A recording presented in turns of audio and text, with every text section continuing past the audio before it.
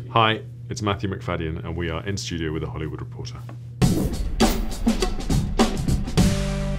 Thank you so much for dropping by. Thanks for having me. Nice to be here. So excited to talk to you.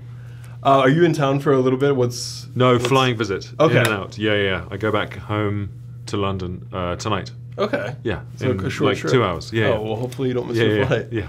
Now I have to ask you, have you realized yet that you in fact play the funniest character in television right now? No. Has it hit you? No? I'm playing a very serious character. I don't know why everyone's laughing at me. It was never my intention to make it so funny. I mean, a lot of the comedy in the show is really driven by you and Tom has a lot of funny one-liners. Did you have a favorite quote from him? There are some really excruciating ones, especially to I think he calls Shiv his honey badger. I want to dark myself inside you so much right now. So funny. Not good. Not good. Not sexy. Very Tom. Very Tom. Yeah, very Womscans. When first joining the series, what stood out to you most about the script and about Tom specifically? It's just the writing. It's always the writing. You get a script and it's just the pilot. You know, it was such a thing to read. It was so thrilling. And then when we started working on it, and also you're working with brilliant. The cast is amazing.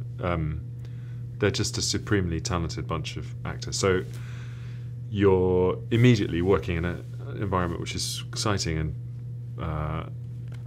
means that you can sort of take risks and improvise because everyone's so good and everyone's, there's no sort of bad behavior or, it's lovely. It feels like a company. It feels like a sort of theatre company, weirdly.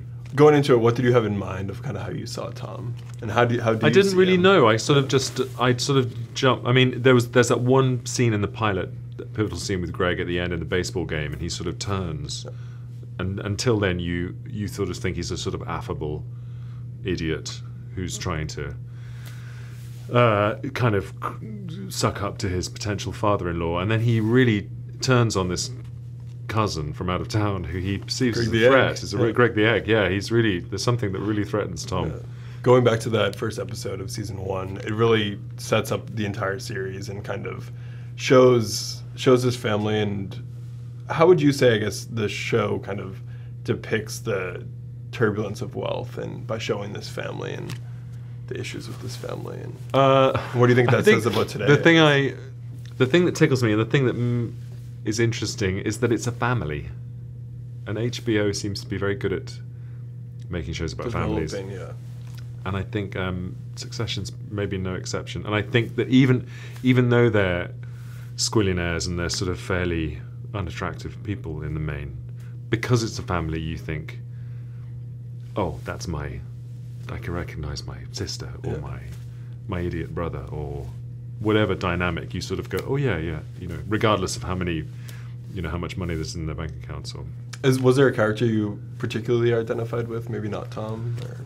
No, I think there's little bits you sort of see in everything, and I was fascinated by the way that the father, the patriarch Logan, who's played by Brian Cox, all the children are sort of hamstrung by the father figure. They're not really allowed to flourish properly on paper. And it looks like they have everything and they can do what they want, and they have more money than God, and but they're all sort of terrified of Dad, or want to please him, or want him to notice them, or so. You've kind of talked about Tom kind of feeling this desperation of getting Logan's approval. Can you kind of talk about exploring that? And that was just great fun. They had in the pilot. They had me with a. I always wanted to buy him a birthday present. The watch. The watch, yeah. And I sort of thought a lot about it. And all the other children would have just said, nothing you buy him will ever. It doesn't matter what you buy him. Might as well buy him nothing or write him a card. But Tom really persists with this, sort of carry this watch around with me. But yeah, I think he's desperate to sort of, because he doesn't come from that kind of elite wealth, yeah. Tom. He's from St. Paul, that we sort of decided he's a Minnesota boy. The show really shows off this opulence and wealth through this family, but it's also using New York City as a backdrop. Yeah. And the production really is larger than life. Can you kind of talk about the conversations on set about getting the story right and using that kind of to set the tone for what this well, film is about? The first scene I shot with Sarah Snook was on Madison Avenue, around the 70s, and it was a really cold, kind of bright, sunny New York day on Madison Avenue, and we were like, okay, this is great. Like even the New York actors who were they were like, okay, this is really good. Remember this. And we shot it in this very sort of free, almost improvised way. So I think that it's a lovely style that it feels like a very organic, natural show that's sort of made up on the hoof, but we're filming in Manhattan with helicopters and, you know, private jets and Wild. Yeah. Now, viewers obviously love the relationship with Tom and Greg, and that really drives a lot of the funny moments. How do you see their relationship, and do you think Tom kind of sees a younger Greg in himself, or is maybe that far off, or not? Maybe he does this terrible thing of sort of taking him under his wing like he's a sort of mentor figure. In the restaurant scene as well. But I think there's an element of that. I think Tom really likes Greg. I think he sort of can't help but sort of bully him now and again when he's feeling bad. I sort of almost doesn't know he's doing it. But I think he really genuinely feels a sort of affection for Greg and would like to be better friends with him, you know. And likes the idea of being a sort of father figure, being a sort of mentor to Greg. Now, Tom's bachelor party, was that the best bachelor party ever thrown, or was that the worst? What happened to the Fly Guys? What happened to the Fly Guys? I felt so bad for Matt them. and Jonas. I know. Dudes, where did you go? I know. That was Roman's fault. Yeah. Because I think they'd flown in from St. Paul, and they just waited in a diner the whole time. And it was I broke the Fly Guy code. Because you're not supposed to leave the Fly Guys behind. Yeah. There were a lot of fun moments in that episode. Were there any favorite moments that you had personally, or? Yeah, the whole episode was good fun. That was really good fun. The whole thing of Tom explaining to Greg what happened with the girl he meets, who turns out to be subsequently becomes Roman's girlfriend, Tabitha. Does that continue in season 2, by the way? Yeah. It does. Oh, interesting. Just haunts Much to Tom's horror. Yeah. It's so terrible. So I think it tickled me so much when Tom was trying to convince Greg and himself that it was a really sexy thing to have happened to him. That actually it was really hot, whatever he might think. Sort of not really believing it himself. How do you view Tom and Shiv's relationship in that dynamic of... I believe it. I think it's a reflection of a lot of relationships out there. I do. I think it's... because you could ask the question, why is she with him, maybe? You know, I think Tom is probably punching above his weight with Shiv. But the idea was perhaps that Shiv had been in lots of sort of difficult relationships, and Tom was when she met Tom, she was having a rough patch, and in him she found a very happy, almost goofy, but very safe guy who was never going to let her down or leave her. Well, in the wedding night, we kind of see this internal struggle, because throughout the show he's been this happy-go-lucky guy, but with you we see this internal struggle of finding out about the affair and kind of handling that. Can you talk about exploring that? That was just a really beautifully written scene. Incredible. So it was just a pleasure to play. It was really, and when you have really wonderful writing like that, and you have, you know, and you're working with an actress who's as brilliant as Sarah, it's just a joy to do, you know. And so, it was just really good fun. There's this moment when Tom obviously confronts Nate about the affair. Yeah. And he makes him pour the wine back in the glass. Did that take a while to film, or was that a quick That take? was pretty quick. Yeah, it was. Yeah. Yeah, he put it back. He spilt a bit, and I told him off. Yeah. That's so funny. Yeah. The wine. Because my mum and dad bought the wine. All the wine. This is it. Yeah.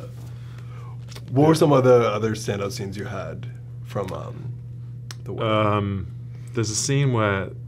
There's a really wonderful scene where I'm out jogging before the wedding, one of the mornings before the wedding, and Greg sort of stops me and tries to tell me that he thinks Shiv's having an affair with Nate, and I don't want to hear it. And we end up having a sort of fight. I think I slap him. Yeah, you did. And it's a really terrible fight, but it's sort of ugly and funny. But I found that scene quite touching, because actually probably Tom subconsciously deep down does know that you know. You see it in his... I think you see, you just don't want to know it. You don't want to hear it, you know. And there's a lovely sort of resolution at the end, after the scene with Nate and the wine, where he turns and sees Greg and they have a look, as if to say, thank you, maybe, or, you know, I know what you did, I know what you were trying to do, and I appreciate that. It's such an ensemble cast. Do you have scenes with other people in season 2 that maybe you didn't have as much with in season 1?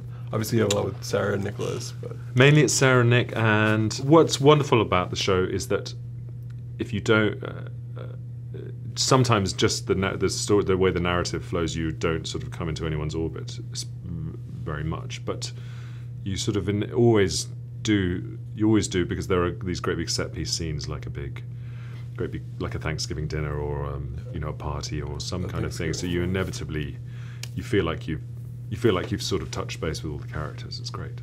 Where we see season 1 leave off with Kendall and kind of grappling with what had happened at the wedding, the murder. Or that sort of manslaughter. Yeah. Do we see that kind of haunt him in season 2? Yeah. That sort of I think we pick up just where we left off. So it's exciting. Yeah. Now the series hails from Adam McKay and Will Ferrell. Did they ever have a specific note for you about Tom and about the show that stuck with you throughout, or?